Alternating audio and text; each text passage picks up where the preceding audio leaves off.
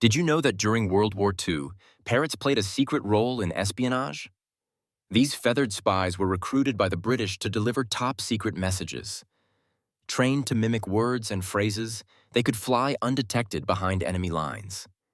Imagine the shock of a soldier receiving a message from a parrot. And here's the twist. One parrot named Max actually outsmarted German soldiers, leading to crucial intelligence about troop movements. Who knew our feathered friends were integral to wartime tactics? Next time you hear a parrot, think about their hidden history.